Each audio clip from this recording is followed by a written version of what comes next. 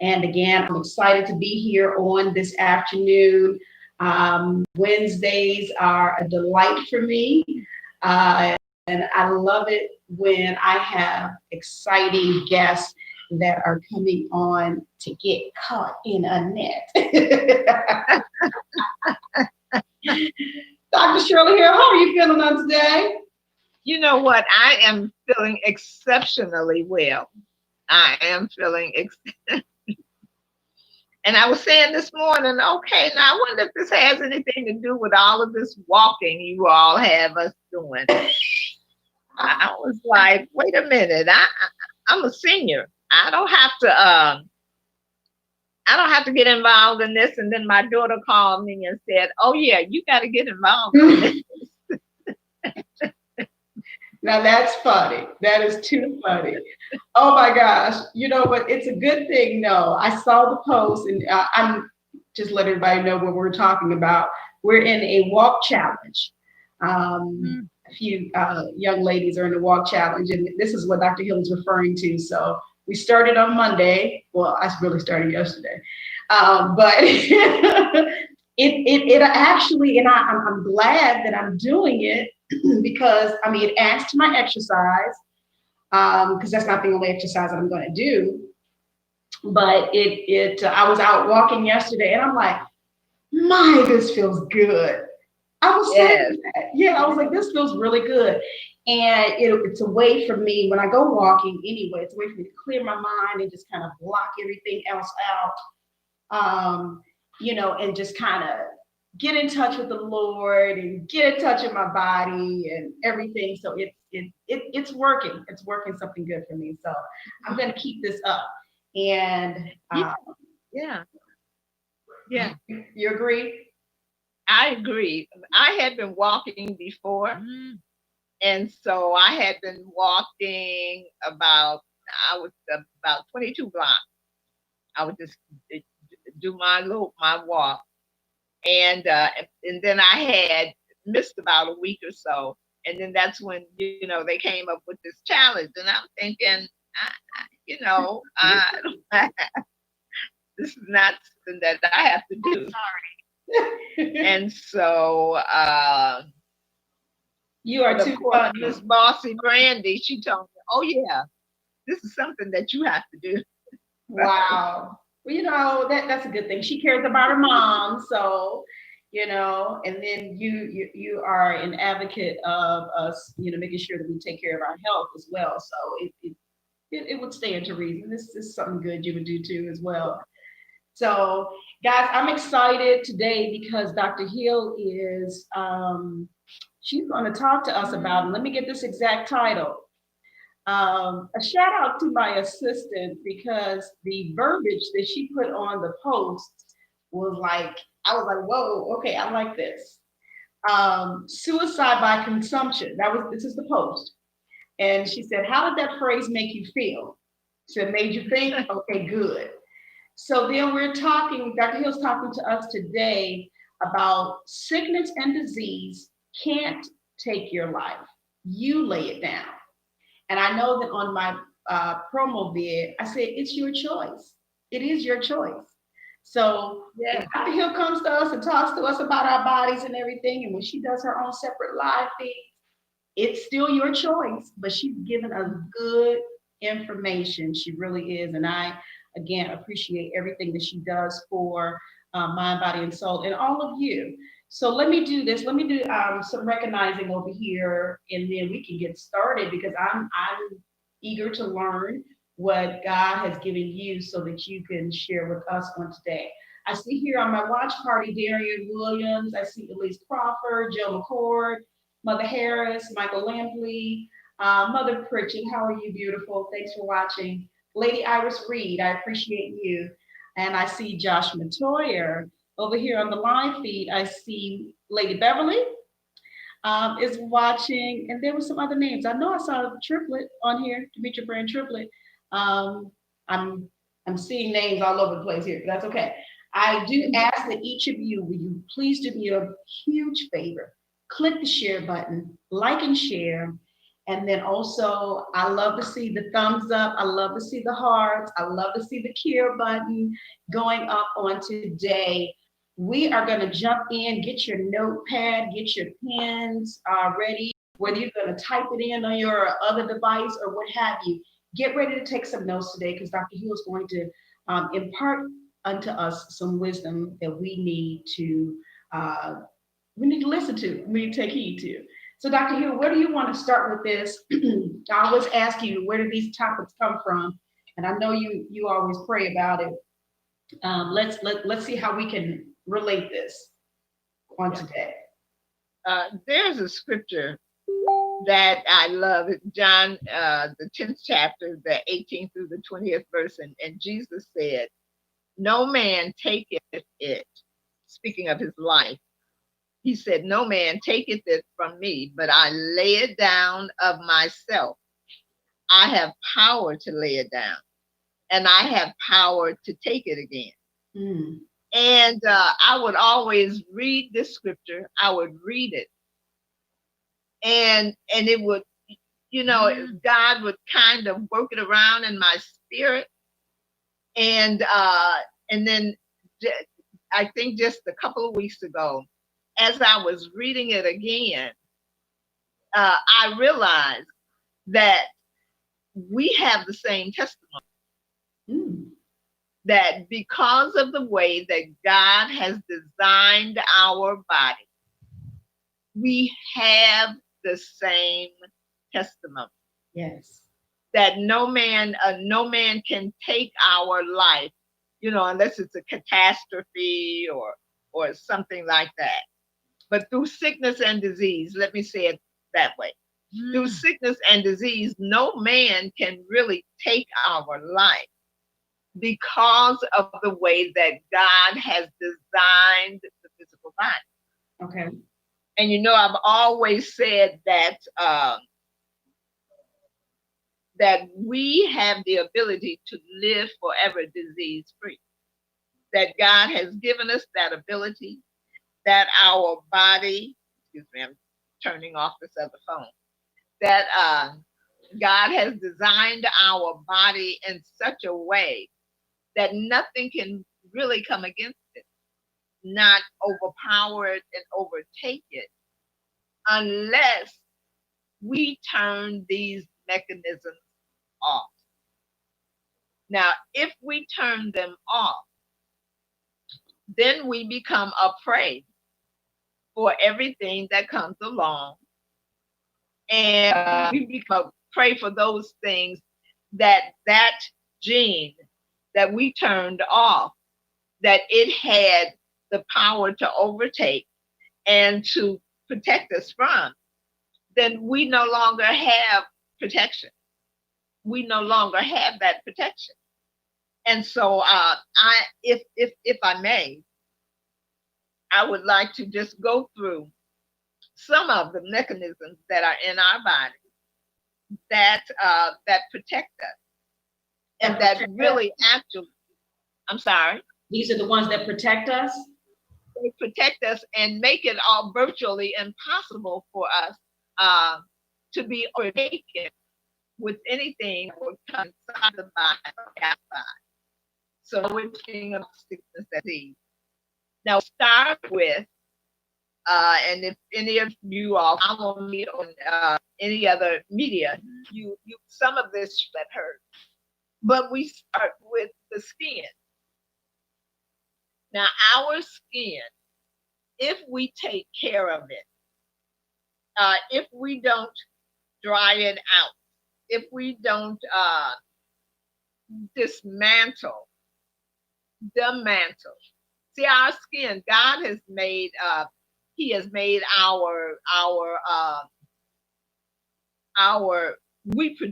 skin produces, and I'm trying to think of our pores, and that's not the word I was looking for, but our skin produces chemicals that protect us. They produce chemicals that protect us from those things that when we walk out our door, we're walking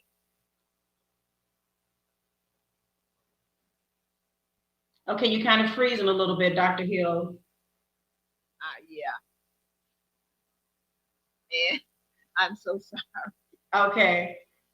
When we walk out our door, we're going to walk into bacteria, we're going to walk into viruses, we're going to walk into something that is in that air. And if it was not for the chemicals that our oil glands and our sebaceous glands and all of our sweat glands that they produce that covers the outside of our skin, then we would have been dead a long time ago.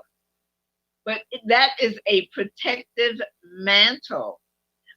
Those glands, they produce toxins and poisons that destroy anything that comes uh, that lands on this skin that might enter the skin and be detrimental to the body.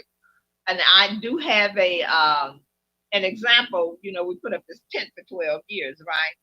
And I would have to be there from like 6 o'clock in the morning until 12 o'clock at night. And everyone, because they would, mosquitoes would just, eat us up. They would just eat, I won't say eat us up. They would eat everybody up. I drank lemon water.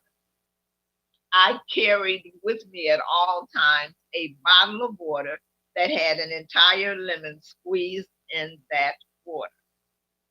I never had to worry about the mosquitoes biting. I never had a problem with any flies, any gnats, the mosquitoes, none of that. Because mosquitoes need sugar.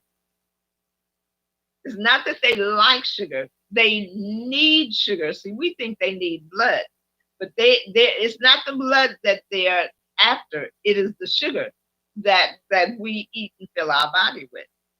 And so they would just tear everybody up, these mosquitoes, and but because, and so my body, it took that I placed in it and produced those particular chemicals, and those chemicals were bitter. They were sour like the lemon that I had placed in my body. And so that gave me an added protection. And so so we have the mantle of the skin. Any questions? No, this is good stuff. I'm glad you broke it down. And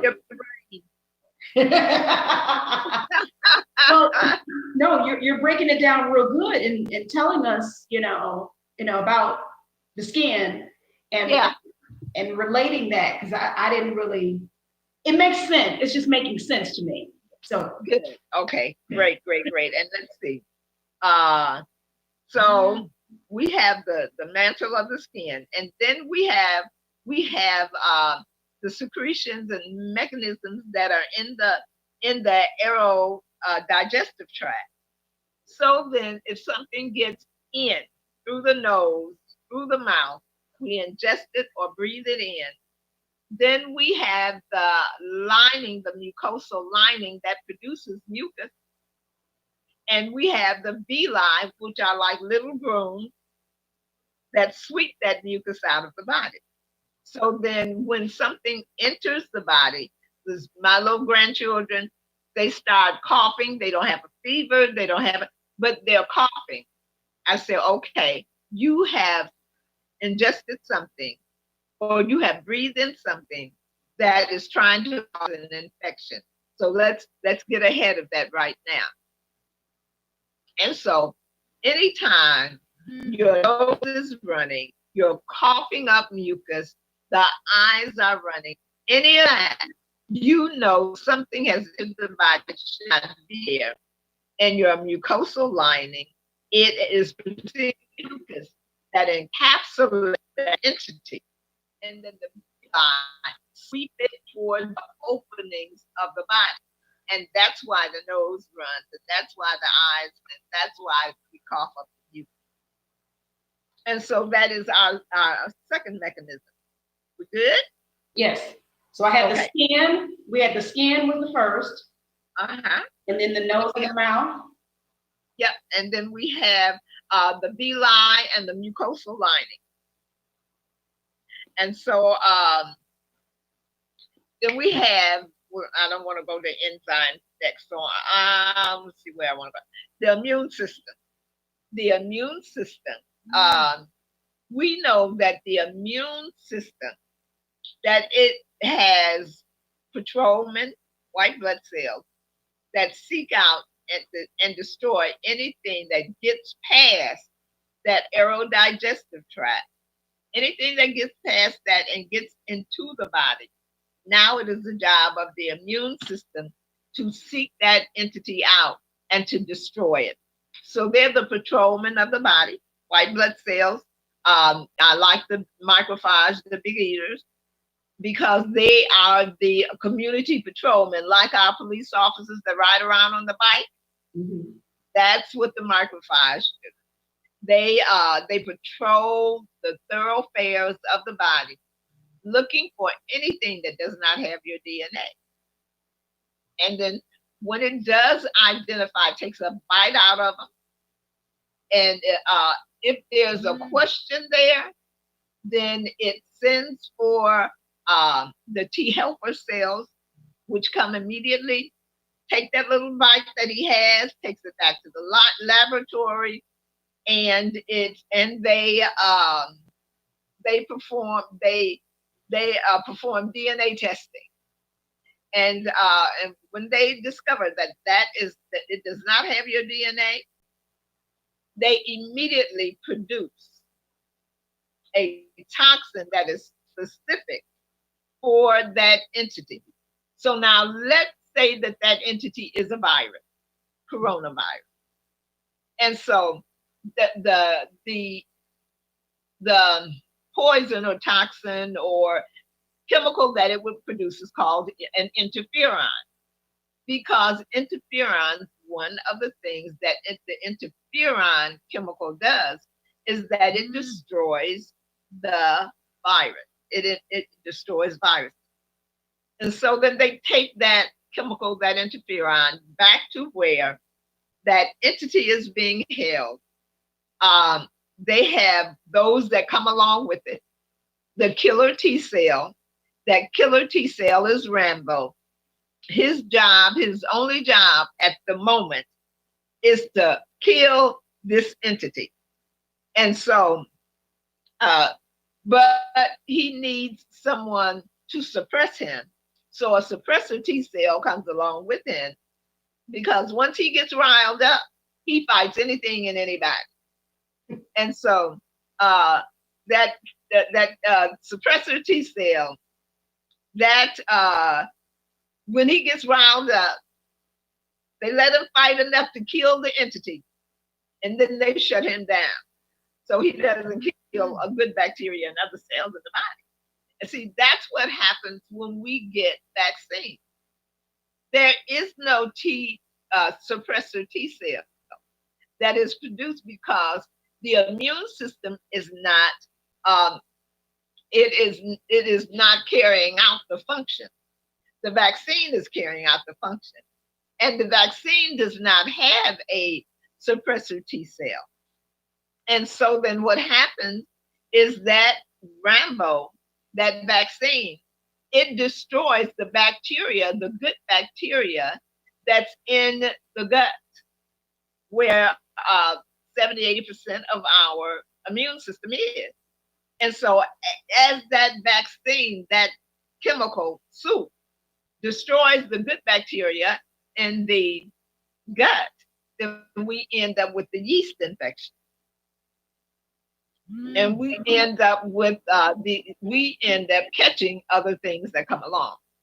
And so the immune system, once Rambo is shut down, Rambo becomes a memory cell. And what does he remember? He or she remembers the DNA of that entity, that whether it be coronavirus or whether it be SARS or whatever it may be, it remembers the DNA of that entity. So when that entity shows up again, so in the fall, they're saying, that this reoccurrence and a resurgence of this virus, well, your body has already coded the DNA. And so you don't have to go through all of that, capturing it, going to, taking it to the lab, checking out the DNA. You don't have to worry about any of that because Rambo is already there. All you have to do is wake him up. So you may get the sniffles, but you don't get all of this sickness and in the bed for 7 days and all of that because Rambo is taking care of it. So now that's your immune system. That is your immune system. So all right. Here, let me do this before you move forward. This is good because I'm taking my notes today. Trying my best. If you're just now joining us, I do appreciate you for coming in.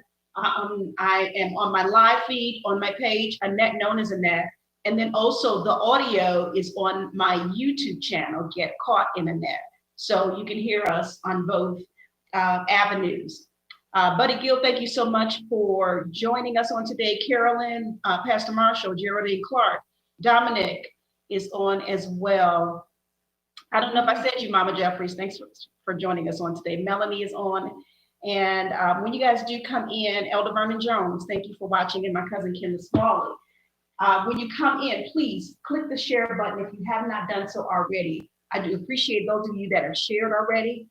Thank you so much. Now, I do want to say, now this is the health and wellness segment that we normally have every month with Dr. Hill. She does have a specific topic that she is discussing on today, but I want to, as we always do every month, is let you know that if you have any questions or comments on what we're discussing right now, or if you have any other comments on anything related to health and wellness, you can ask that on today. So I can actually, Dr. Hill, we really haven't done this in a long time, is open up the phone lines in case they want to call in. Yes. So if you guys want to call in, I'm going to verbally tell you the number. And then if my assistant is on, if she could put the number in the comment section for me and pin it, so that if anybody has any questions for Dr. Hill on today, this is your chance to ask your questions.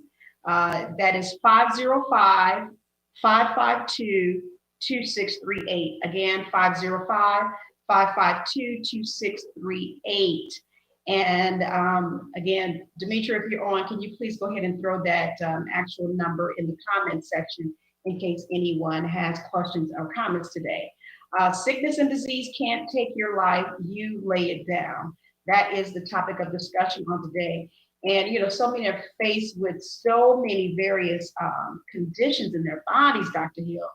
And it seems like it's more and more and more. Not only the COVID, there are other things that people are facing and dealing with as well.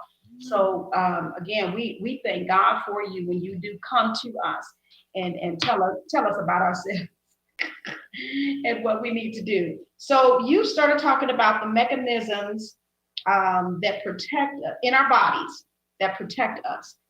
And so you started out talking about, thank you, Sue, appreciate it. Pastor Lockhart, appreciate you, and Darwin, I see you on as well. So you started out with the skin, and then you said the villi.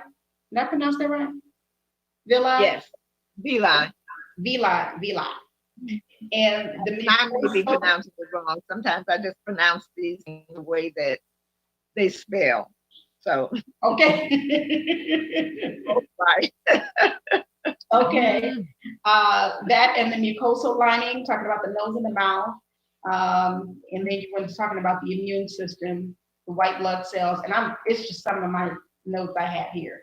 But okay, and then you talk about that suppressor T cell. That was very interesting. Yeah. Rambo, was that Rambo? Rambo, yes. Okay. Yeah.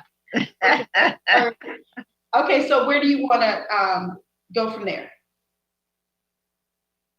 Well, I've already mentioned the interferons, the chemicals that protect us.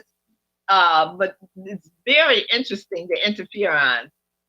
When an entity enters the body, say a virus, but it could be a bacteria or fungus.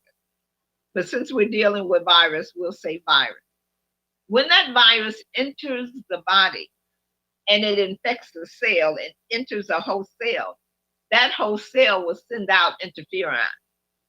It will send out more interferons and it will send it out to the surrounding cells so that they know that there is danger and there is an entity and or virus that has entered the body and that they need to, before they even see it and know it, or that type of thing, they need to start making interferon to prevent that virus from entering their cell.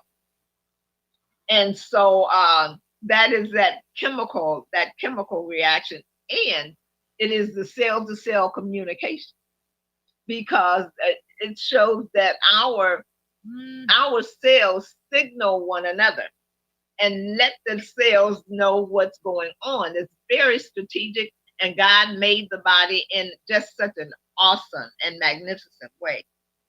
And so then, how does the body know these things? How is it that it lays, dormant, lays the cool, the immune system until something enters it or it comes up against something and then it's ready to go to do its thing all over again? Well, we have the DNA. Everybody knows about the DNA. The DNA, there's the DNA in almost every cell of the body. And that DNA is specific to that cell of the body. And that's why our fingernails don't grow toenails and our eyebrows don't grow hair from, this long hair that we have on our head. All the cells are specific and the DNA is specific. And the DNA, it gives the instructions, it has the instructions. And it's very accurate in telling the body what to do, how to do it, who's to do it, and when it is to do it. Mm. And so then, so we know that the DNA, it carries our heritage. I look like I'm the only child, grandchild, third generation that looks like my great grandmother, and I always wanted to know who I looked like. And so one old man, he was then probably my age now, and we were at a family reunion, and my aunt said, "You know this? You know this young lady right here? Whose daughter is this?" And he said, "Oh, I don't know." And then he took my hand and turned me all around and looked up and down from my feet to my head, and he said, "I don't know who she is," he said, "but I know she looked just like Sister Eula, all the way down to the sides of her feet." And so I said, "Okay, that's who I look like." From this widow's peak all the way down to then my 4.5 shoes. So I was happy. But the DNA does more than that. The DNA, it reminds the cells of what they need to produce and how they need to produce it and how much they need to produce it and all of those things when we when we come in contact with any of those things. And so that is one of the reasons why a virus cell and a cancer cell, it needs your DNA to infect you because it doesn't have a DNA. Cancer cell virus, they don't have DNA, they have RNA.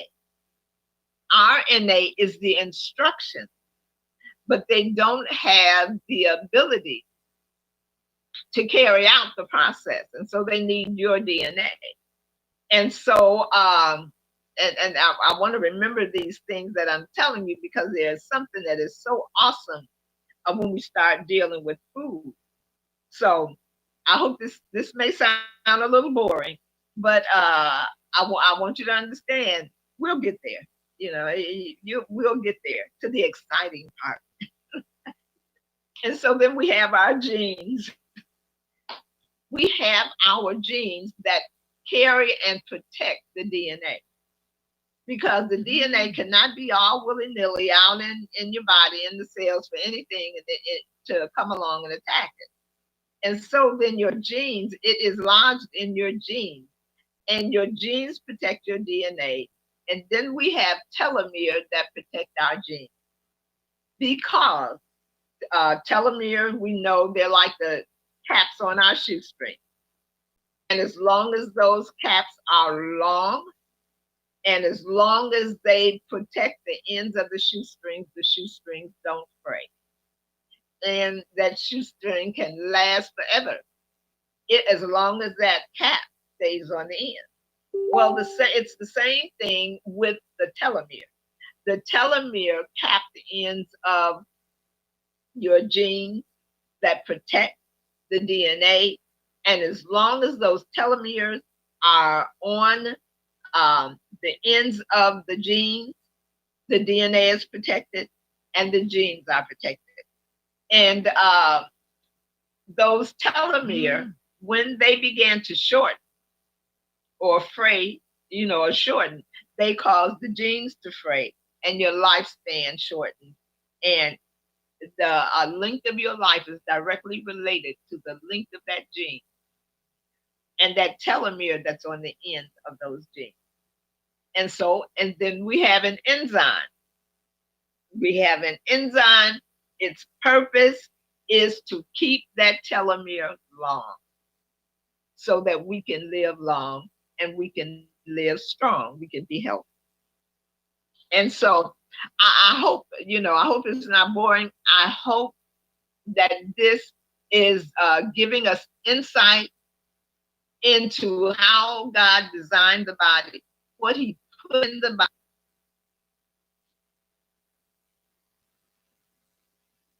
Okay, you're muted, Dr. Hill. Somehow your phone is on mute. And so we had to back it up a little bit because you were on mute. Oh, okay. I'm sorry. To keep it healthy and alive? Well, start there. Yes. Okay. Keep the body healthy and alive. And so we've got the DNA, we've got the genes, we have the interferons, the immune system, the mucosal lining, body secretions, the skin. We have one thing that we are not aware of is that we have repair genes. Anytime something malfunctions in the body, anytime the cells of the body begin to wear out. Now, if one of two things can happen. When they become damaged, they get old and they wear out, they can be recycled.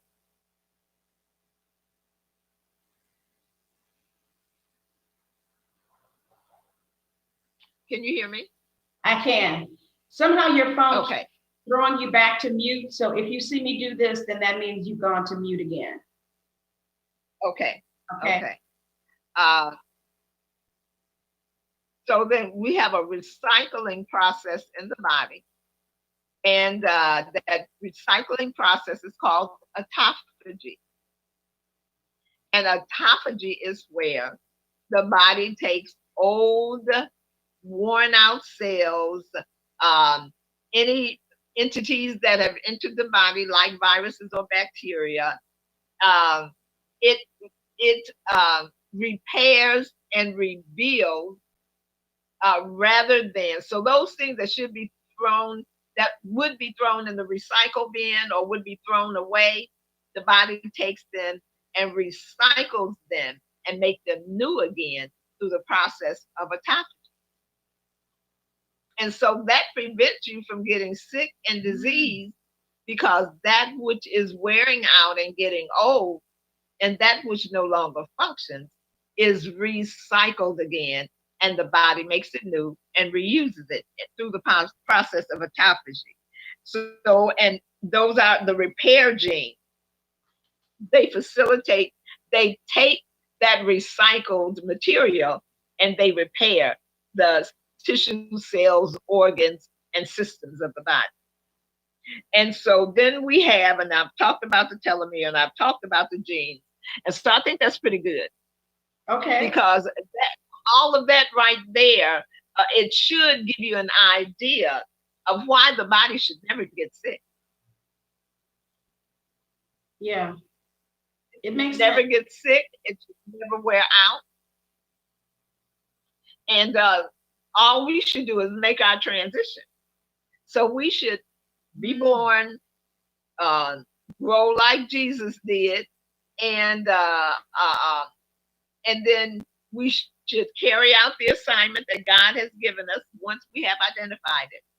And then when we finish our assignment, then we should, if we want to get up in the bed or whatever we want to do and pull our cover up and ask for our children and grands and great grands to come around us, bless them, and then raise our hands and go on to glory. Sickness, disease, maladies, and all of these malfunctioning parts, they should never be a part of our experience, because the body is made in such a way until it's self-maintaining, self-sustaining, self-repairing, regenerating, and all of those things. So, any questions? All right, let's look here. Let's look. That was a very good. I'll tell you this. I know you say sometimes it may sound like it may be a little bit boring, but it's not, because you've given background. And I know a lot of times when you do that, you're going somewhere with it. So we need to understand and know background, and you lay that out perfectly. It makes sense. Right. Because our bodies are made. That's how God made us, to repair, regenerate, and all of that. And once we understand that, then we can move forward correctly, if you will. So let me look over. This is some good stuff, guys. Demetrius Hunt, Michelle Thomas, Jamone, Milton Thomas, Demetra Pitts. Thanks for making it, sis. I appreciate you. I know she loves to hear you, Demetra Pitts. So I wanted to make sure that she was tagged on today. Lady Beverly says that DNA and RNA will preach. Karen Peterson is on, Apostle Miles, Gloria Martin. And Sue says it's fascinating. But yeah, guys, again, make sure you click and share this live feed as well. And then the audio, again, is on the YouTube channel right now. The video will go up after the show. But if you have any questions on what Dr. Hill is talking about on today, or if you have any other health-related or health and wellness-related questions, please make sure you throw them into the comment section, but I have opened up the phone lines. Area code 505-552-2638. Again, 505-552-2638. And I've pinned it in the comment section so that you will be able to grab that number if you want to call in and talk to Dr. Hill on today. You have a question that you want to ask her real time, and you may do that on today. So, Dr. Hill, you said we really don't have an excuse. You laid it out so nicely. We just should just live, and then when it's our time, just okay, that's in a perfect world. But this is why we have Dr. Hill here. Buddy says Dr. Hill explains the science of our bodies in such a way she leaves little room for questions. He says, carry on, doctor. But yeah, this is good stuff. Oh yeah, thanks for saying that, Demetria. If anybody is on the watch party, there are a couple of watch parties going on here, and you have questions or comments, please make sure that we see them over on the live feed, or again, you can call in 505-552-2638. Hey, Sister Crystal, thanks for joining us on today. We appreciate you. Today, Dr. Hill is talking about sickness and disease can't take your life. You lay it down. So it's your choice. It's your choice. Again, we all know that we have a responsibility in our bodies. So let's listen to Dr. Hill as she instructs us exactly what to do. I'm gonna, let's see. My question was, okay, you said we really don't have an excuse, honestly. Yeah. But then we do see so much sickness. We do see so much disease. And I know that a lot of it is attributed to what we consume and what we do, you know, in our bodies or with our bodies, if you will. How can we make this turn? How can we, come out of this? You may have um, individuals who are dealing with some serious illnesses Yes. now. How can we make this turn, become more observant of our bodies, become more observant of what God has intended our bodies to do? Can you talk to us about that? Yes, ma'am. And that's an excellent question. First, we have to educate ourselves. We have to educate ourselves, and I'm going to say this. We talked about the interferons and the chemicals that the body makes to fight off any entity that might try to enter it or enter it. With those interferons and those chemicals, because there are other chemicals that are specific to fungus and to bacteria and all of that, other antimicrobials. It doesn't just happen out of the, you know what I'm saying? Mhm. It doesn't just, we don't walk down the street and the interferons fall on us.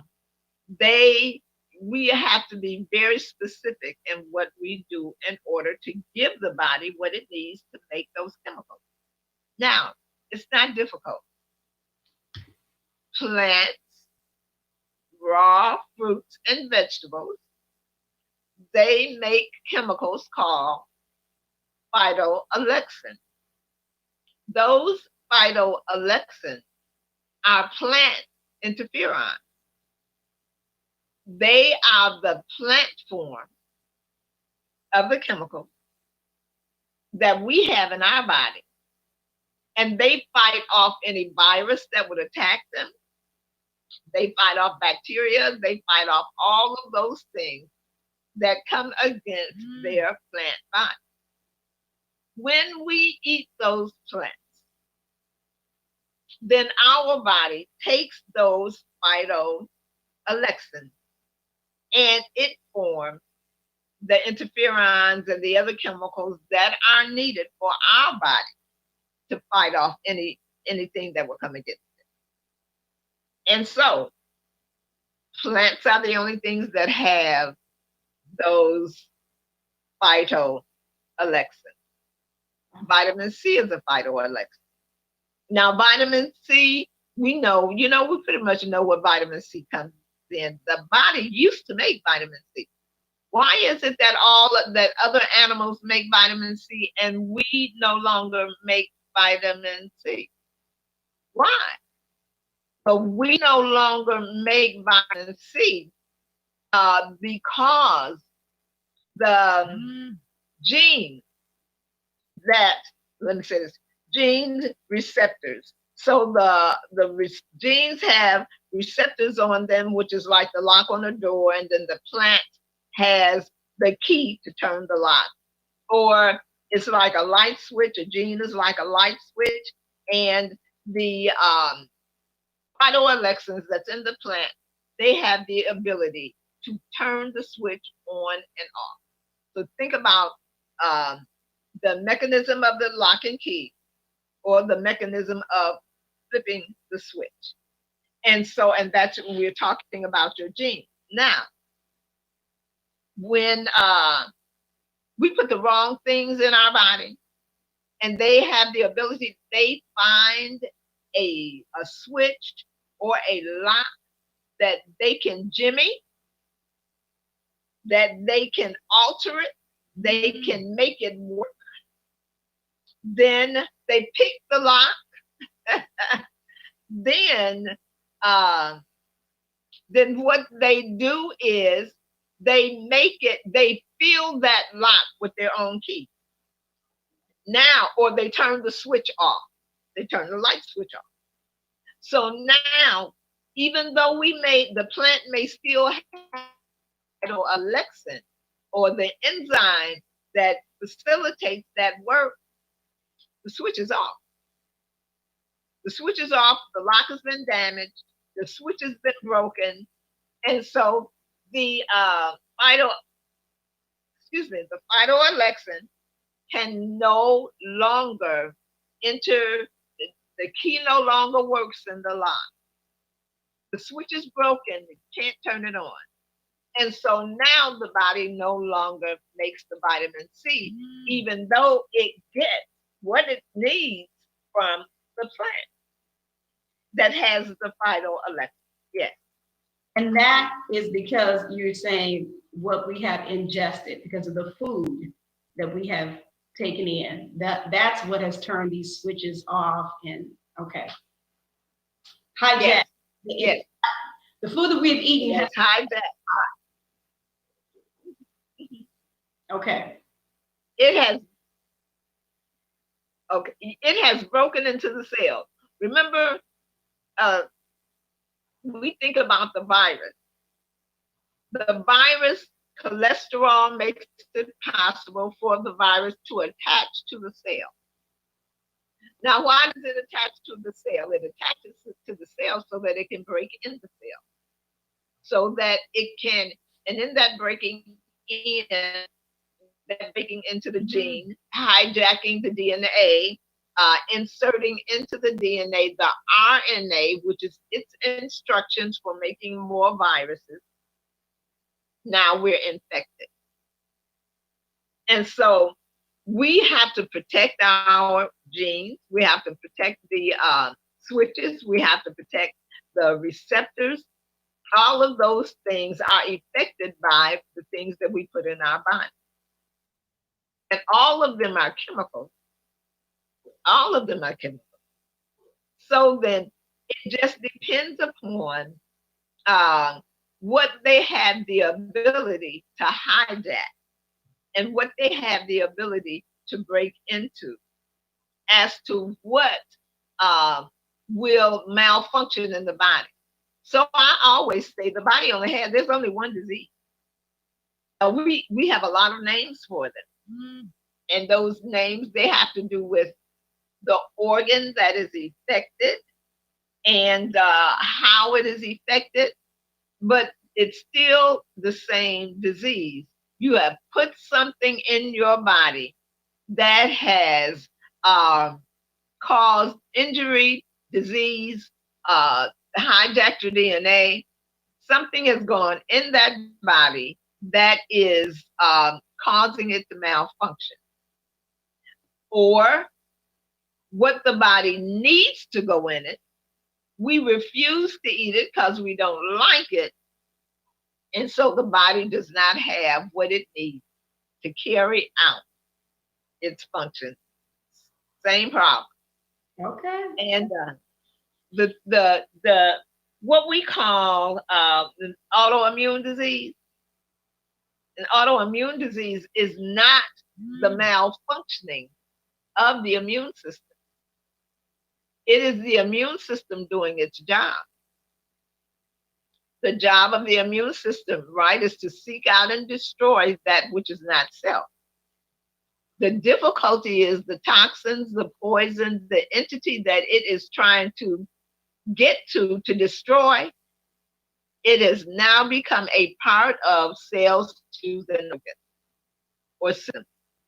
And so now your DNA, in order to get to this entity, to destroy it, it has to destroy in the process the cell, the tissue, the organ, the system, to get to that entity to do its job.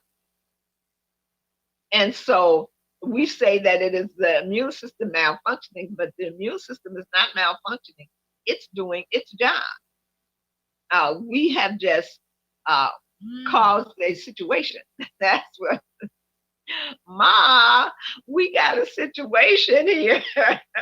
we have caused the situation. Okay. And so, yeah. All right. I have a few questions on the live feed. Okay.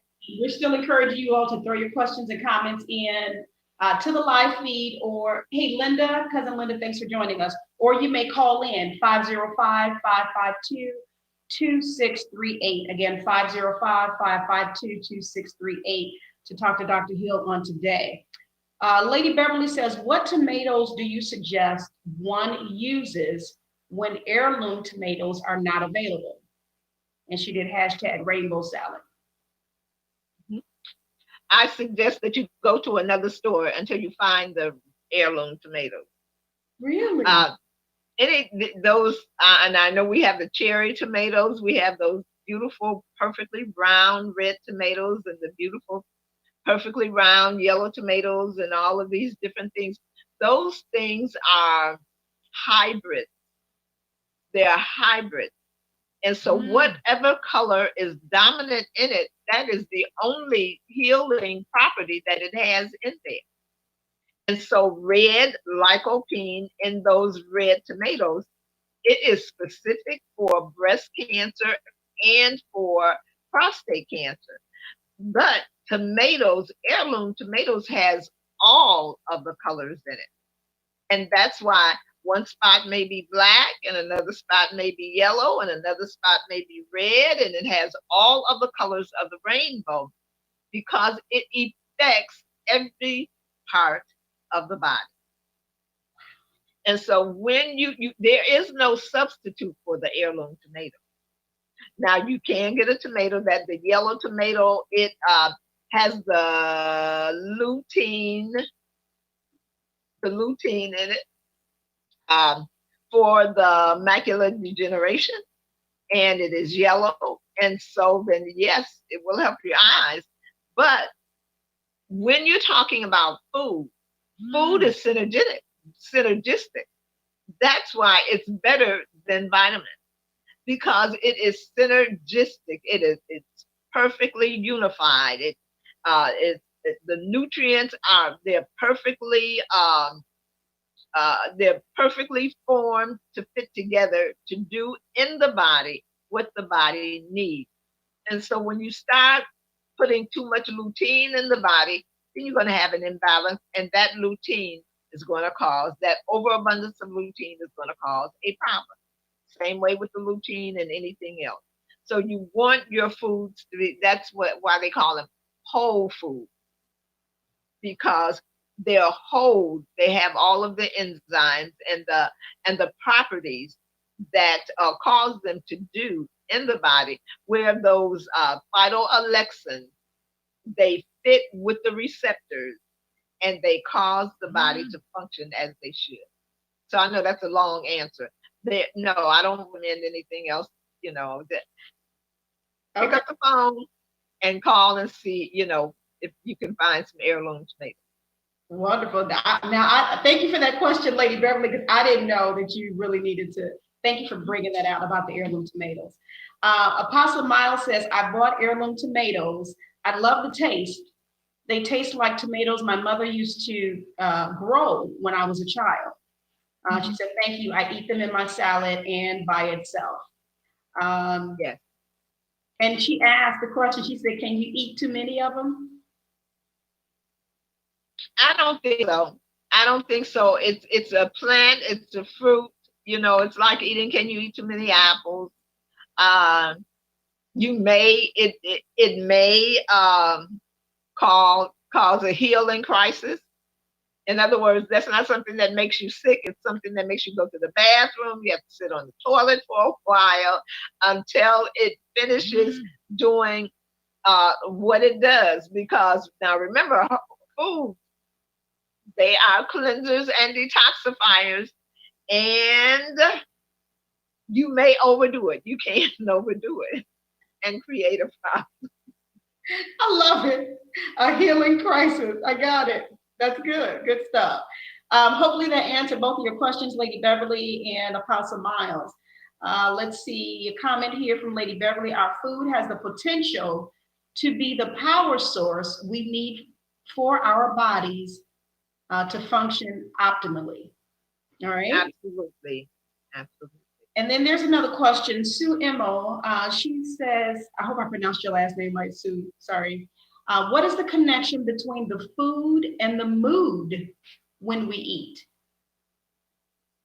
Well, there are food stuff that cross the blood-brain barrier, and that work in the hormonal system. You have foods that work in the hormonal system, and which can make you act just crazy. And if it's food stuff, if it's toxic chemical, it's the same with the brain. Um, there is if you look on your gum, if you're a gum chewer, or if you use those sugary mints that have the ingredients on them, you will find three chemicals. It's a phenyl, lalanin. It's two of those phenols. And then you will find aspartame, and you will find acesulfame K or acesulfame K or acesulfame potassium. And so those chemicals together, now we're just chewing gum here, remember? But those three chemicals together, they cause lesions in the brain. And so they cause difficulty with the brain. They can cause seizures, and then cause mood swings, and they wreak havoc. Once something crosses that blood-brain barrier, it wreaks havoc. Once something changes the chemistry in the hormone, once it starts, and we eat a lot of hormone disruptors. And so there are foods that keep us calm. There are foods that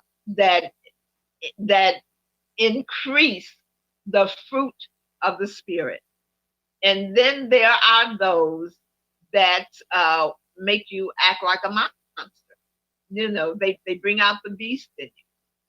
And so that's why it's very important that you design. For years, when I got married, man, I went into menopause young. And so I was like, I say now, and my husband and I, we've been divorced longer than we were married for 22 years. We've been divorced much longer than that. And we're very good friends, and we're in business together. But now, I say now that I don't know how he didn't leave me, because menopause hit me hard. And I was not a pleasant person. And I didn't realize that I was in menopause, and I didn't realize the mood swings and all of those kinds of things until one day the Holy Spirit said to me, you are mean, you are hateful, and you are in menopause. And so I was like shocked. And so what I started doing was I started coming home when it was that time. I would come home and lock myself in my room. And I would tell the kids, don't bother me unless it's an emergency or something that you really need. And I would sequester, I would hide myself away. And then I began to change my diet. And once I changed my diet to real food, then I became a pleasant person, a nice person. That's a good thing. Hey, listen, we have a caller on the line, actually. Hello, caller. Mind, Body, and Soul. Let me see if they're still on. I was going to say, did I talk so long until they hung up? Hello, Mind, Body, and Soul. Good afternoon. This is Dee. Hey, Dee, how are you? Hey, Dee. Doing well. Hello, ladies. I'm calling. I had actually had a question pop up on my watch party. I put it in the live feed thread, but I wanted to ensure that it was actually addressed. The question was, what is arthritis? Meaning, is it a virus, bacteria? What is it, and where does it come from? And so I'm going to hang up, and I'm going to allow you to address that question. Okay, were you able to hear that question, Dr. Hill? Yes, I was. Okay. Now I can say this. It can be anything that gets in your joints and causes pain or inflammation is going to be dubbed as arthritis. But let me tell you this, arthritis is usually from fried food. We love our fried food. And so I always tell anyone that has arthritis, don't eat fried food for a month and see if that makes a difference.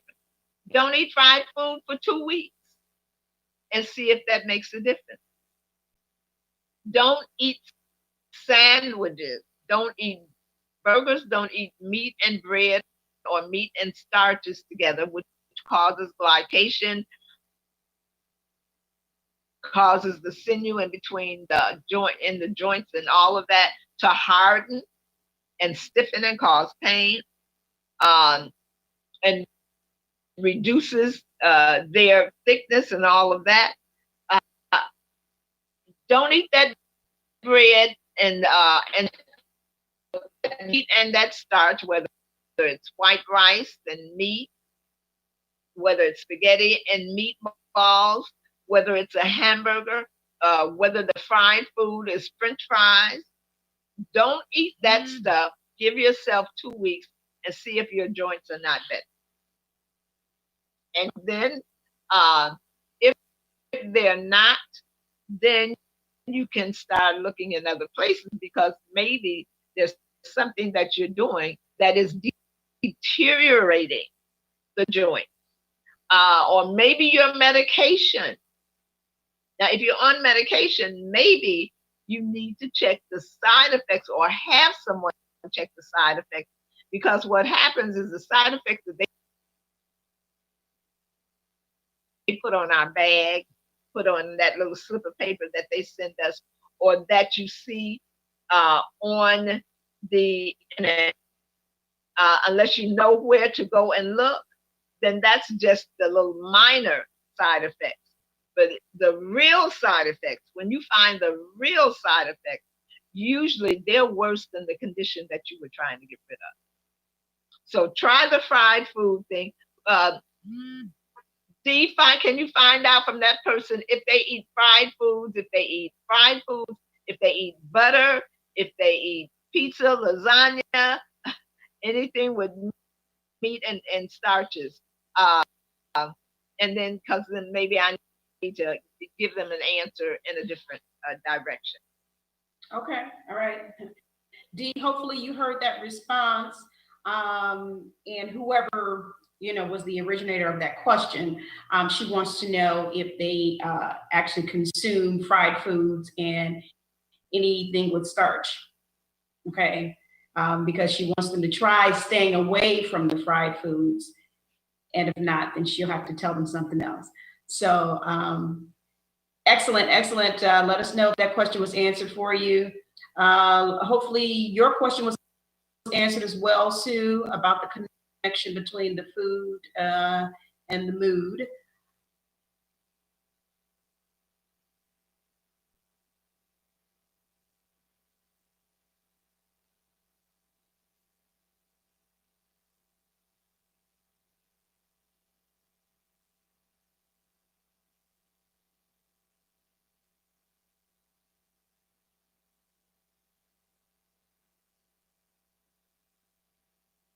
Maybe they thought you were crazy or something, but you were really going through something physically. So they thought I was mean. And they were right, but they didn't know why. They didn't know they didn't know the why. Right. Okay. All right. Let's see here. Other questions. Again, thank you guys. Hey, Anne-Marie, thanks for watching. Big sister, we appreciate you. Please make sure, again, when you come into this live feed, go ahead and like and share. I see my super duper producer Earl is on, and my sister Gwen Gray for watching. I miss me some Earl and Wanda. I miss them over Intellectual. Yeah. But God knows we'll be back soon. But this is good stuff. So today we're talking. This is our health and wellness segment on Mind, Body, and Soul. We have it every fourth Wednesday. Sometimes we may have to change up some things, but with Dr. Shirley Hill of Mo Faith Nutritional Services. If you're just now watching, I'm just trying to wrap up, give you what we're discussing on today. Today's title, Sickness and Disease Can't Take Your Life. You lay it down. It is your choice. So Dr. Hill is sharing with us a lot of things that we need to understand, know about our bodies, and that way we will know how to proceed going forward, make changes, in our bodies so that we can be healthy. And I did actually inform everyone that if you have questions or comments, whether it's related to today's topic or anything related to health and wellness, you can do so. You can ask on today. You can type your comments, your questions in, or you can call in at 505-552-2638. Again, 505-552-2638. I see you, Evangelist Webster. Thanks for watching. Gwen says, Dr. Hill looks so beautiful, doesn't she? She looks gorgeous. She really does. And you know what? I'm just going to say this. It's a good thing that you look good. You know why? Why? Because if I'm going to go to a hairstylist, which is a matter of fact, my hairstylist just popped on here and her hair is all over her head, I don't want her to do my hair. So you're coming to us talking about our health and how we should, take care of our bodies, and you look great. So that's a good, you're a good example of what you're instructing us to do. Brandy, hey Brandy, I was looking for you, girl. She has a question. She says, I think she had two questions. One was, to prepare for a fast, should I be eating 100% raw? How long is the fast? Okay, Brandy, how long is the fast, Brandy? And then she will give you a response for that. Well, let me. Oh, what's the other question? I'm sorry. The other question was, how do you feel about intermittent fasting? I'll answer that second question first while she's answering the first question. Okay. Intermittent fasting is for weight loss. Intermittent fasting. Now, I know there's a lot of things going around on the internet, and that it lengthens your life and, all of these kinds of things. But autophagy, which the Bible talks about, and your health shall spring forth speedily. Now, that is not because you haven't eaten for a few days, although some things do take place if you do it right. So let's say we don't eat for 3 days. We fast for 3 days. Well, that gives the immune system time to reset itself. And so when we're talking about fasting, we're talking about water fast, because healing does not take place during digestion. And so if we're eating intermittent fasting, we don't eat until 12 o'clock noon, or we don't eat until 6 o'clock, and then we eat our dinner 7, 8, and 9 o'clock at night, all willy-nilly and haphazardly. Then intermittent fasting, you will lose weight.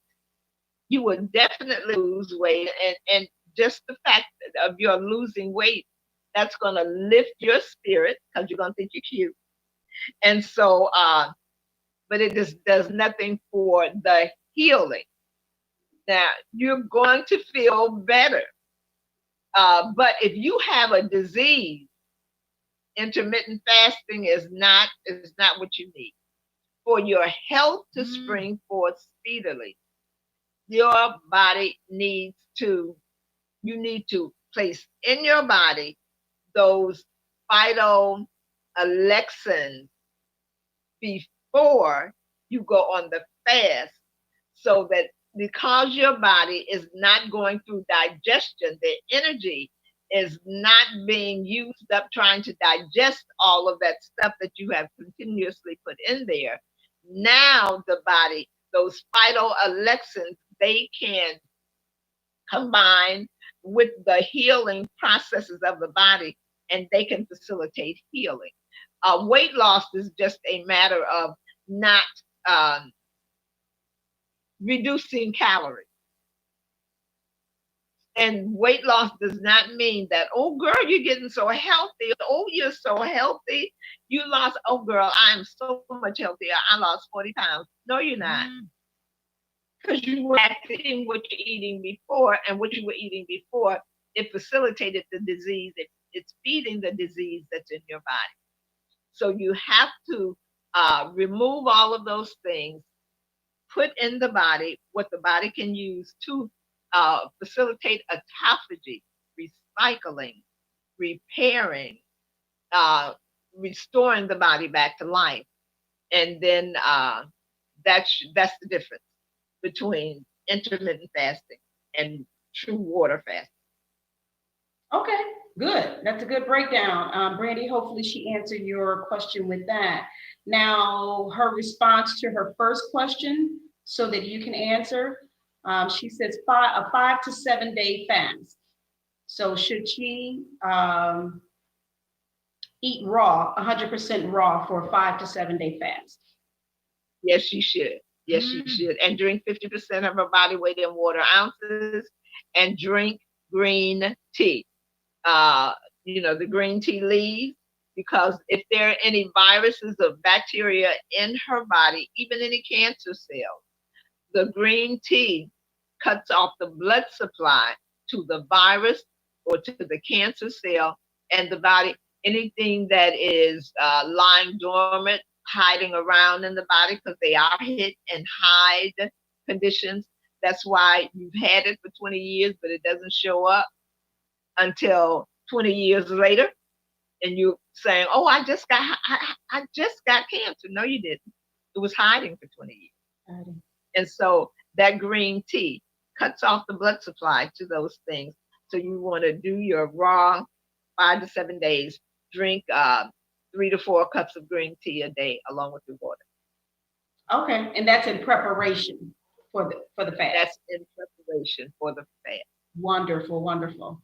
Okay, I'm scrolling through, guys. Darcy, I see you. Auntie Sam, thanks for watching. I appreciate you. Let's see. They're all commenting how beautiful you are. Lady Beverly has a question. Hopefully that answered your question, both of your questions, Brandy. Lady Beverly says, what is the time frame for the body to reboot itself after eating sugary foods? After eating sugary food? You got to do something after eating that sugary food in order to reboot the body. Okay. So ask if she can rephrase her question. Okay. Lady Beverly, you can rephrase that question about the sugary foods and rebooting the body so that she can properly respond. She does have another question for you. Okay. What are your thoughts about moringa seeds and module dates? Moringa, MRINGA seeds, and module dates, MODULE. Well, the way that I look at food according to the color. Now we are every few years we have a fad. We have a fad product that comes to America. And that fad product, it does, just a myriad of things and heals a myriad of things, and it's just a wonder product. But if you pay attention, we have plants right here in America that carry out the same function, that do the same thing, because they have the same chemicals in them and they're the same color. They're just not exotic. And so manufacturers and people, they prey upon our desire for new things, and specialty products and all of that kind of thing. But I think moringa does what it does. Moringa seeds, they do what they do. But there's nothing that they do that you cannot find a plant here in America that does the same thing, if not more.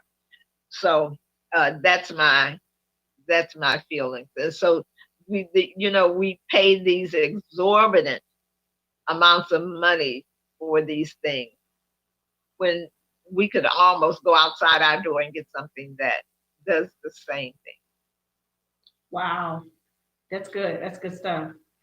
Let's see. Brandy says green tea. I forgot about that. Is honey allowed on a fast? Raw organic. Raw organic. Raw organic honey. Mm-hmm.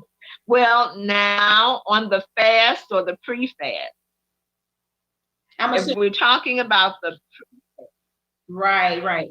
Okay, so Brandy's for the pre-fast. She said raw organic, right? Organic. Okay. Yes. And now, because on the fast, you're only doing water, remember?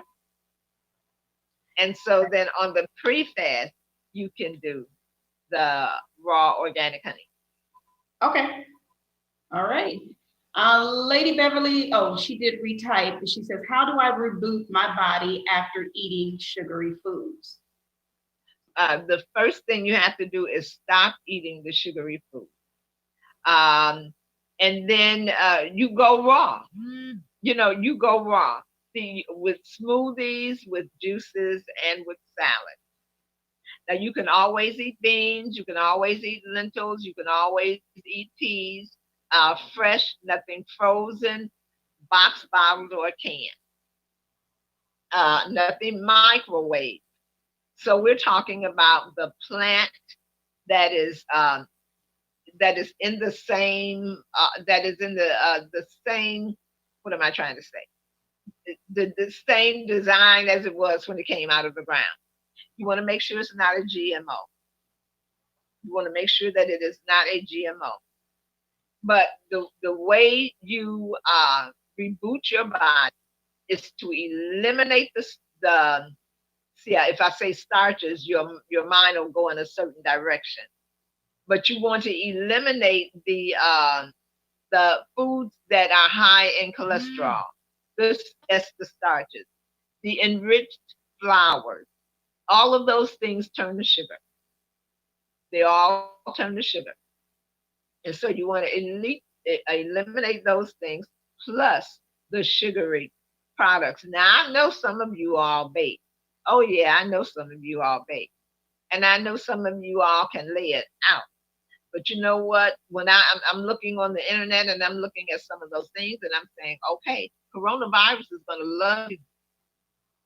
They're going to love you because you are setting yourself up as a meal for the next thing that comes along, and there is a next.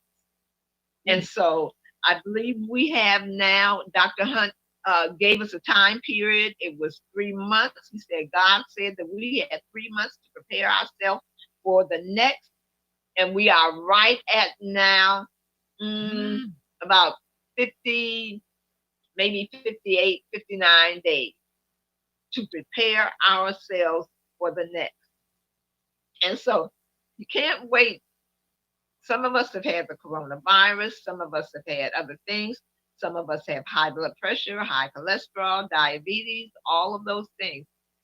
All of that has to be addressed. It only takes 30 days to cure the body of diabetes. See, I know you don't believe that, but it only takes 30 days and it can take less. But it also takes work and it also takes discipline. And so you have to prepare your body for the next. If not, you will be preyed for the next. And so let's take this seriously, and really get on it. Really get on it. Okay. All right. And my cousin is also, she lives in Ohio, and she, has the same type thing that you do as well. So that's why she's saying it's good to hear the information. So thanks for joining us on today, cousin Linda. Let's see, he has another question. Does she still approve of Alive food vitamins? I guess that's the product name, Alive. If so, yes. Okay. And that is the product name. I prefer Mega Food. You prefer what? Mega Food. Vitamin C, the vitamin C powder by Mega Food. I prefer it. But yes, Alive. Now everything has to be organic. Everything has to be certified organic, non-GMO, and you have to. Uh, if it doesn't say it can say a whole lot of stuff and be a whole lot of pretty, and it can even it can just have a whole lot of things on that label. But the thing that you need to know, if you don't see that certified uh, non-GMO, you need to call the company and ask them, is this certified non-GMO? Now, they're going to tell you. If it's not, they're going to say, we cannot put that on the product. We cannot put it on the product because when it goes to the next, when it goes out to the next processing with the next company or whatever the case may be, we can't vouch for what they're doing, even though it's our product. And so you have, you just, it's only a telephone call. The number is right on there. But I would say yes to Alive. And there's a question in the back of my mind for Rick because I'm getting Alive mixed up with another product that I definitely said no, and I can't pull up that name. So if it's not okay with the Alive, I'm going to check before this day is over, and you all will know. Okay, because now she did have a second part of that question. She was asking about that, particular brand name, but she also asked, how do you feel about the Alive protein shakes? It doesn't take the place of the Alive vitamin C powder. Two different things. Two different things, and I would not do it on the fast. I certainly wouldn't do it on the fast, and I would need to take a look at the ingredients because it may have in it a product, one of the products that protein may be what's in the sports protein, and it is just not good. It's not good for the body. So let me hold off on giving a go ahead because I don't know what's in that protein powder. But it's not a substitute for the vitamin C. Got it. All right, hopefully that answered your question, Brandy. Back up to talking about desserts. Lady Beverly says, so if I eat a dessert once or twice a week, am I okay? Well, if you eat a dessert, speaking of sugary products, if you eat it once or twice a week, just be aware that you're shutting your immune system down, and you may very well catch something in the process while your immune system is shut down. Be aware that it's going to raise your cholesterol and that viruses need cholesterol to infect you.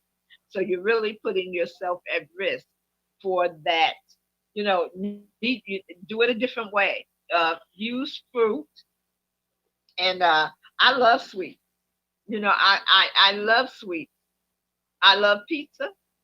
I love lasagna. I love bread. I just, bread is just my thing.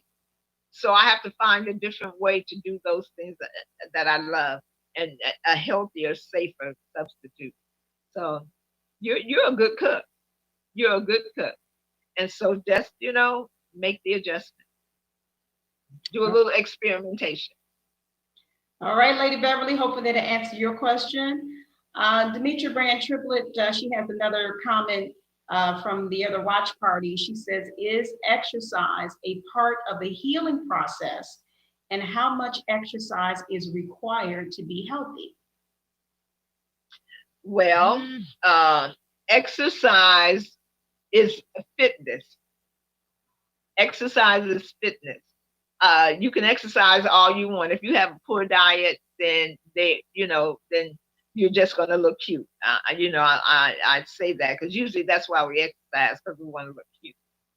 And so, no, exercise, let me say this. I had a gentleman that was 702 pounds. And I was sent down to stay with him and get him. He hadn't been out of the bed in 3 months, and they really expected him to die. He was a young man, a very young man in the ministry. And so I went down. He was in the bed. He could not get out of the bed. He was not able to exercise. But in 6 weeks, he lost 200 pounds. And that was from eating properly and drinking the proper amount of water. And then after those 6 weeks, he got out of the bed. His doctor said that he was the healthiest that they had ever seen him. His children said they had never seen him walk the dog. And he was calling me, talking about, guess where I am? I'm at the mall and I'm sitting in the chairs in the theater. And so all of that was done with no exercise. Now, this is why the word of God says exercise profited little. Exercise is not health. Exercise is fit. It keeps the joints moving. It helps to keep the blood flowing. But it can't even do that if you don't drink water.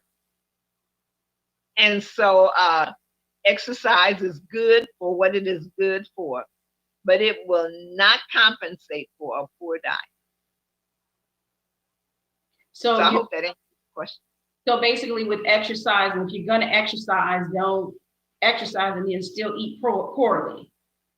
Well, you can actually literally hurt yourself. Because if your body, especially with these exercises, that strenuous exercises and all the stuff that I see us doing, if your body does not have the ability to withstand the stress that you are putting on it, then you are going to cause disease in that body. Because the body has to have energy to, remember, it has 7,000 processes that it carries out on a daily basis. And that's a healthy body that needs 3,000 enzymes. Well, if you use up those enzymes exercising, because the enzymes carry out every process in the body, if you use up those 3,000 enzymes exercising, then what's going to happen to those 7,000 processes that needed those enzymes to be carried out on a daily basis? You're going to decline. Your body is going to decline. And people are going to say you're cute. And, oh, I thought she was so healthy. Why did she drop dead? Okay, you froze a little bit there, Dr. Hill. Hopefully she'll be coming back in. This is good information. Okay, there she is. All right, so with the exercising, again, what I'm hearing is that you definitely have to make sure you're not doing one and leaving out the other part. You're not, you have to, right, your diet has to be correct, because it's going to work against that exercising if not. Is that right? Exercising is going to work against the body if the diet is not correct. Now you can all of this exercising that we're doing, and I'm not against exercising. I love to walk, and I walk up the stairs. And as you see, I can go upstairs all day and long, up and down, because the body needs to move. It needs to move, but the body can be perfectly healthy without you ever doing one of these exercises or getting on one of these bikes, without doing any of that. And the example that I just gave you is a perfect example. This gentleman, and you would think, laying in the bed, how did he lose 200 pounds in 6 weeks laying in a bed? It was because the food that he ate had the enzymes that was needed to carry it out. But if I had him up doing all of these strenuous exercising and trying to make him lose weight, he wouldn't have had enough enzymes for the body to heal and do what he needed it to do. Well, yeah, I mean, and then that really means that of course, everybody is different, because everybody, of course, is not his size. So then you kind of have to go, according to, but yeah, we got to make sure all of that's in order. Cornelius, I see you. Thanks for watching. I think he had a question, or did I ask that already? I'm scrolling, guys. I'm scrolling. I do appreciate you. Let's see. Oh, he did have a question. Cornelius Blackney says, is juicing celery every day good for you? Especially if you have high blood pressure. Especially if you have high blood pressure. Now, let me put that in balance. 3 celery stalks a day will bring your blood pressure down. So then we're not taking a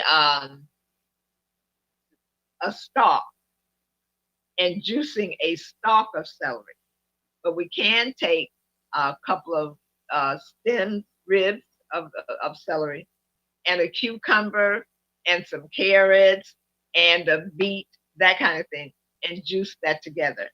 But you do not, because we can, like I said, we can create problems for ourselves by causing the body to release way too many toxins and poisons, because evacuation should be greater than release. When you have more release, more toxins being released than is being evacuated, then that's another way you get disease. Okay. Hopefully that answered your question, Cornelius. All right, so we're going to back up because Demetria has a response to the earlier question on arthritis. Mm-hmm. The individual does not eat fried foods, but recently consumes spaghetti and meat. But they typically cook with olive oil and butter on rare occasions. Well, the butter is another thing that will contribute to that arthritis. Dairy, and I didn't say dairy, but dairy most definitely will contribute to arthritis.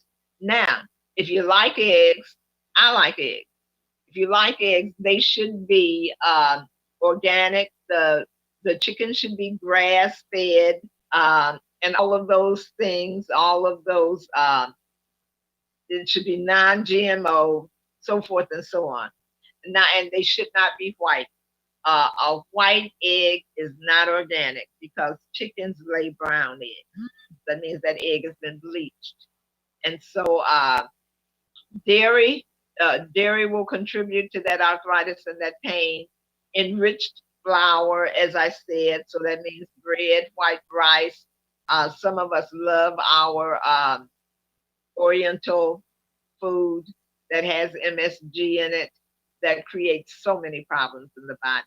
And we like cookies. We like cakes and pies.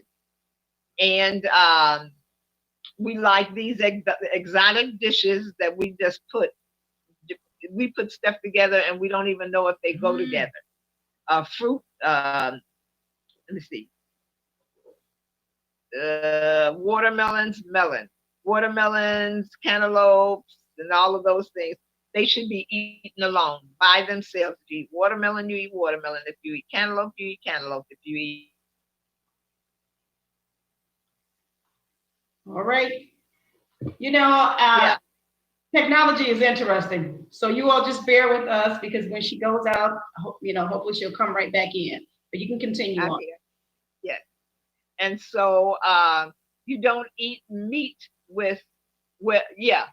The only thing you eat meat with is a good salad, a nice good salad. And so when you start eating meat with other things such as starches and whatever, you're going to get in trouble. You're going to have a problem.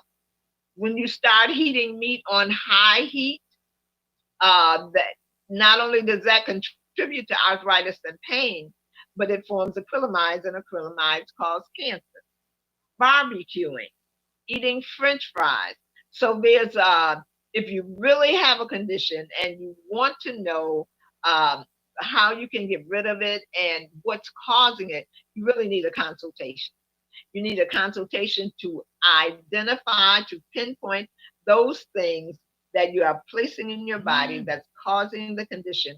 And then those things can be removed and you can put the things in your body that will cause your body to heal. Okay. All right. Thank you. Alyssa, I see you. And hopefully that answered the individual's question, Demetra Triplett. Rachel Gaston is on. Thank you. Hopefully you're still on. I see a question from her. She says, can you share information about heavy metals in our bodies and how to rid them by the foods we eat? Yes. Dark leafy green. Unmute yourself, Dr. Hill.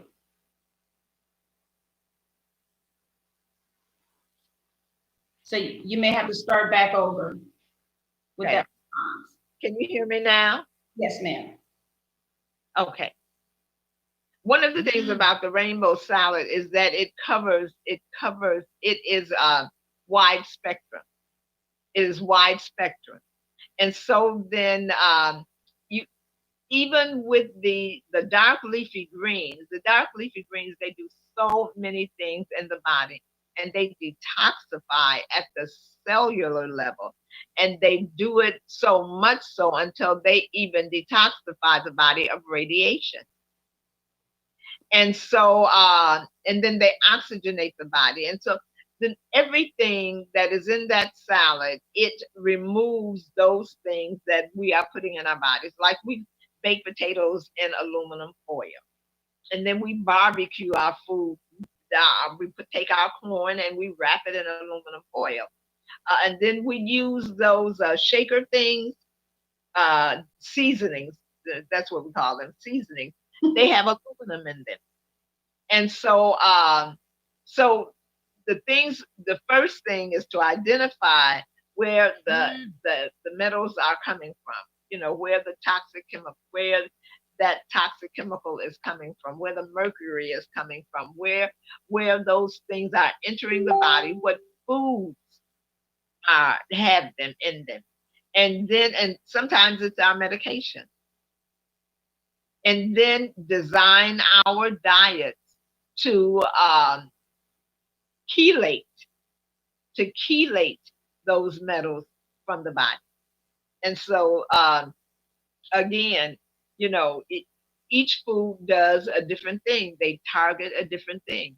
So you would really need to know what metals you're talking about, what things we're talking about, we're dealing with, and then you can use the food that is specifically designed to chelate or to remove that chemical from the body. Okay. Rachel, did that answer your question? Hopefully so. Let me know. Also, she had another question. She is still on. Thanks, Rachel. Your other question, she says, is there really a such thing as temporary psoriasis after birth? Is there a way to avoid it or heal? Well, psoriasis is one of the things that parents love. They love resale with their children because the body has a problem with metabolizing fat properly. And so it will heal, the body will itself of anything if you give the body what it needs.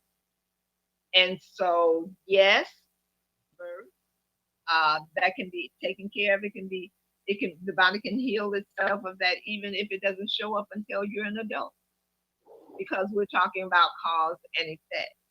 And so you remove the cause and then you give your body what it needs to repair itself. But that is something that in prostate cancer, men love resale because it is just excellent for prostate cancer, and mothers love it because it's excellent for some. I think one child had foot and mouth disease, and it just in less than a week, where the doctors had been talking about months, with the medication they had put it on, it just healed up in a week. The testimony is on the resale page, and the skin conditions,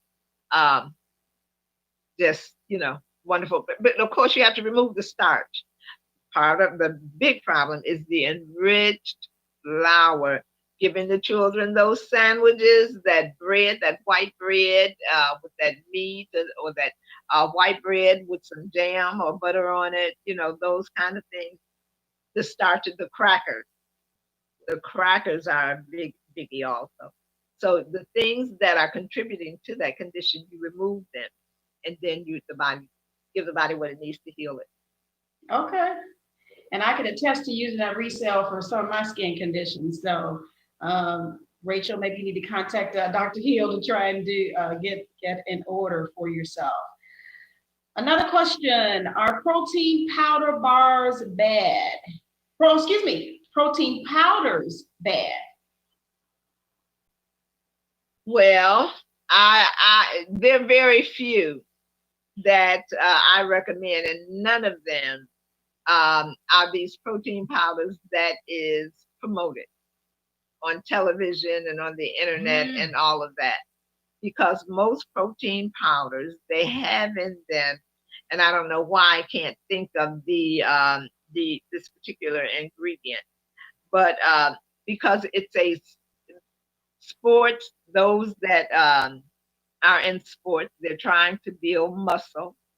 And so they put this in particular ingredient is in it to build the muscle.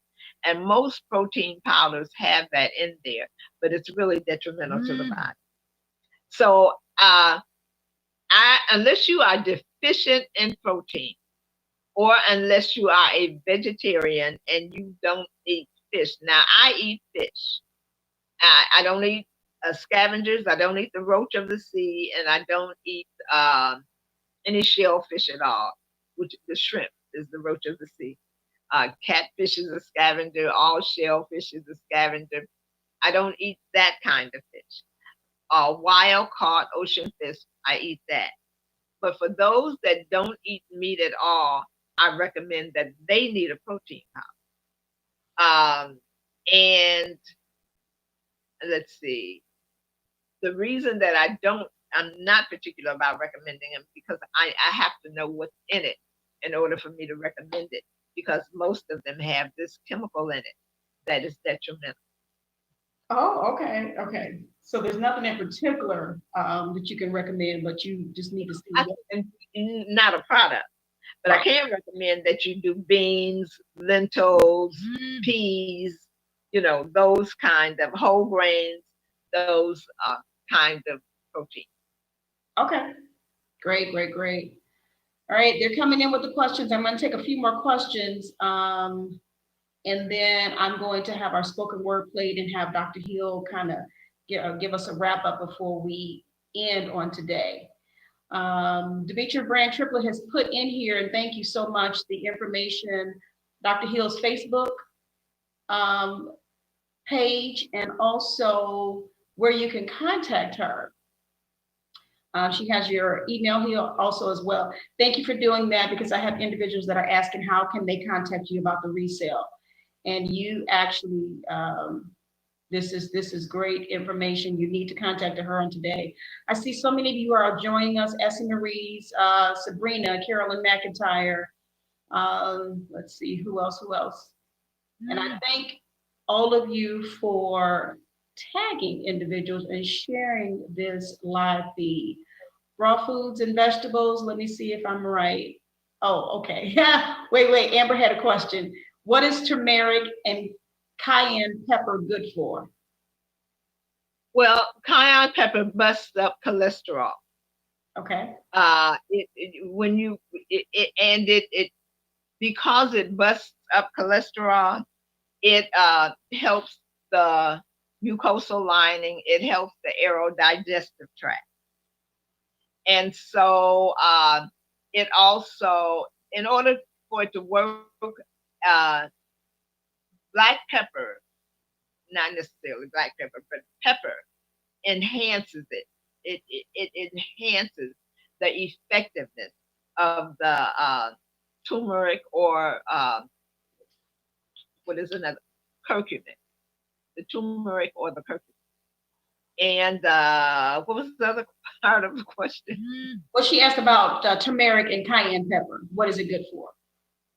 Yeah, cayenne pepper will enhance the effectiveness of the turmeric, but it also busts up cholesterol, so that the cholesterol can be removed from the body. Got it. All right. So It does a whole lot of things, but those are two very good things. okay. Her other question is, what is the best way to get enzymes? Enzymes are only found in raw fruits and vegetables. And so that's the best way and the only way to get them. Now, if you go to the health food store and you think you're going to buy some enzymes, remember you need 3,000 daily. And if you find a product that has 3,000 enzymes in it, please let me know. Good. Yeah. So Brandy tried to respond, and Brandy, you had the right answer.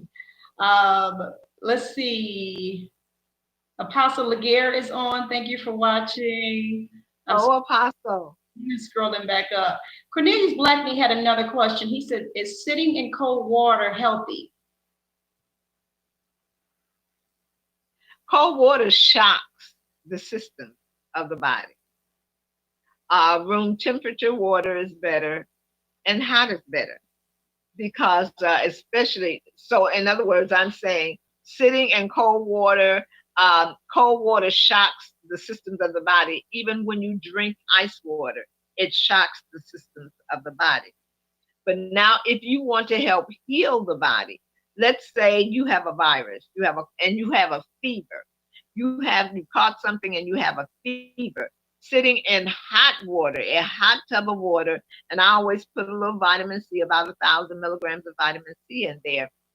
It comes alongside the fever because the fever has a purpose, and the fever, it heats up the body to rid the body of the entity that has invaded the body. So when you get in a hot tub of water, that comes alongside of the fever. It helps the fever to heat up to the temperature that can effectively destroy that entity. And then you get out, get in bed. When you wake up, you should be fever free. But cold water, ice water, and I know that's a sports thing. That's a thing that is sports, and men are doing it, and I don't know if women are doing it, but some things are just fad. Some things are they're just fad. All right. Now, you all, I'm laughing at each and every one of you all because I asked you in the beginning to start throwing your comments and questions, and you all do it at the 11th hour, but that's okay. I appreciate you. I have somebody barking at me. They want me to make sure I ask their question. So let me read this long thing here. A superfood elixir, supposed to replace morning coffee. It has mixed cacao powder, turmeric, MACA powder, cinnamon powder, cayenne, black pepper, coconut oil, raw honey, stevia, and it's supposed to aid mental health, enhance mood, reduce inflammation, raise energy and strength, and normalize blood sugar levels and rev up metabolism. And then the question is, does this sound correct? Do you recommend this instead of coffee? I don't recommend anything instead of coffee. I think coffee should be banned from the planet. I don't recommend that instead of coffee because all of those benefits that you named is what um, each one of those products do individually. But the difficulty is, what reaction are you going to have when you combine all of that stuff together? That's a lot of stuff, and that is a lot of stimulating stuff, and it is a lot of stuff that releases toxins and poisons. And if someone has high blood pressure and they take all of these stimulants at one time, what reaction are they going to have? What is going to happen? What's going to happen with them? If someone has had a stroke, and they're trying to regulate their blood flow and all of those things in the body, what's going to happen to them. And even if you have an underlying disease or condition, you know something is wrong, but you don't know what it is. And so now you're taking all of this stuff when the safe thing would be to just eat food in the manner that they should be eaten for the conditions that you have. Nothing takes the place of food. And when you start taking all of those things at one time, see that list that you gave me, that list tells you what each one of those products do individually. So the manufacturer, the person that put that recipe together to make money, they put all of them in there together because they know that someone has this condition, this condition, this condition, this condition, this condition, this condition, this condition. And Sure. oh, so I don't have to eat right. I can drink this 1 cup of substitute coffee and it will do what all the foods that I'm not eating would do if I would eat them. So no, I don't, because there are too many. We have too many conditions. We have too many problems, and that's too many. That's too many things that releases too many toxins in the body. Okay. They are throwing these questions in here. You guys gonna let me see. I guess this is my show. I can do whatever I want to do. If I want to go over a little bit. Let me ask this. Okay, Erica, I see you on. Thanks for watching. There was a question back up here, and I'm trying to scroll. I see you, Carmen. Thank you for watching. Hopefully that answered your question, Brandy, about the trying to get a replacement for the coffee. Oh, Tell her green tea if she want green tea, and she shouldn't still be drinking coffee. oh, Green tea is her replacement, and I know she's gonna say, "I'm not drinking coffee. I'm just talking." Green tea all is right. your answer. Dr. Hill, I actually, she has, Brandy also put up the information where you can get the resale products. The page, the resale page, you can click on that if you want to order resale, as she discussed earlier. Question here on the floor, see if we can answer this. And what are fruit and veggies that contain vitamin K that can be eaten raw or almost raw? She says her INR level this morning was 6.6, way too thin. I need to thicken my blood by Friday morning, which is when my next test is. Her range is between 2.5 and 3.5. Eat 2 rainbow salads. Your base is going to be your dark leafy greens, which will be your spring mix. You can throw in there some kale, some spinach. Dark leafy greens have vitamin K. They have vitamin K. So eat a rainbow salad twice a day, if not 3 times a day. Make your smoothie. Do not make a smoothie with all greens that would throw your thyroid out of balance. So make you a balanced smoothie that has greens in it. Eat you 2 to 3 rainbow salads with your base being not in one of those little cereal bowls, but in a real bowl. Several of those a day, because that's almost all vitamin K. And hopefully, because see, the question would be, why is your vitamin K low? Is there something that is inhibiting it? And are you on a medication that will cause the body to eat that vitamin K? So several things going there. But if you need vitamin K, that rainbow salad would be the best way to do it. Oh, spirulina. Spirulina. It's a green algae, and it is almost 100% protein, and it is just chopped with vitamin K. So I would get the kosher or organic spirulina. That is, are you in Chicago? If you are, go to Southtown. Tell them I sent you. They'll know what to give you. She's out of state. Okay.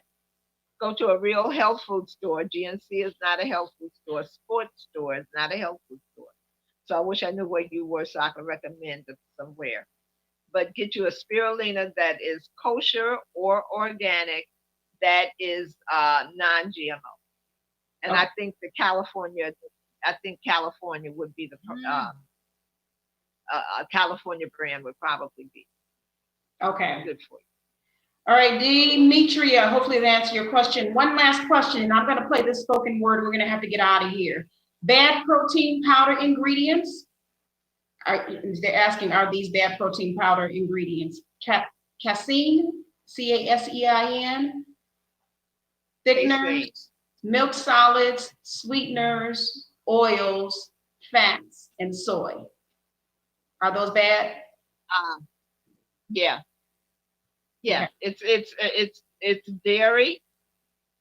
It's dairy, it's sugars, and it's dairy causes and they're working on now to cause dairy manufacturers to put a black box warning on their dairy product.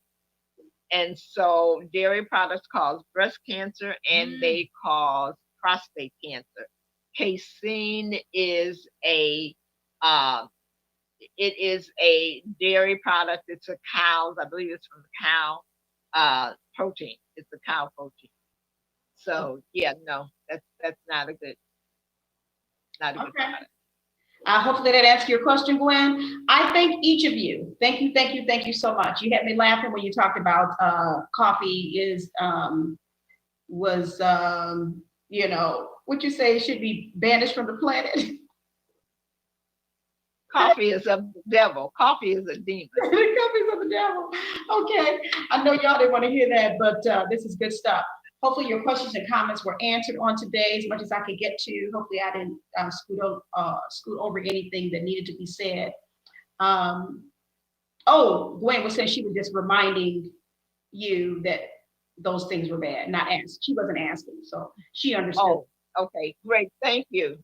Thank you so much. Question. It was my fault. I thought it was a question. All right, so let me play the spoken word. Elder Kevin McGee penned another spoken word for Mind, Body, and Soul on today. He has a show entitled Connections, 12 noon Central Standard Time every Saturday. You guys, please make sure you support him. Wonderful man of God. Let's take a listen. Dr. Hill, if you can hear this, please give me a thumbs up. I'm going to play, set it up, and play it now.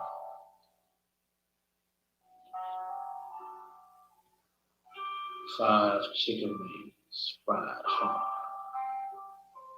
dripping down with mild sauce, chili cheese fries, with extra cheese, gooey and flowing. Chased down with a large Coke, and to top it off, chocolate cake for dessert, double chocolate, killing you.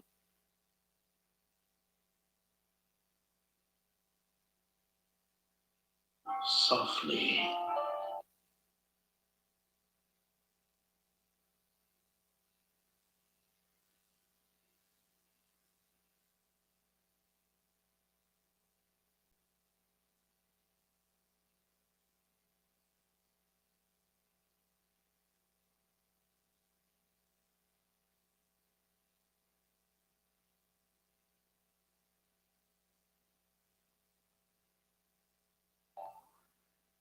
Killing you.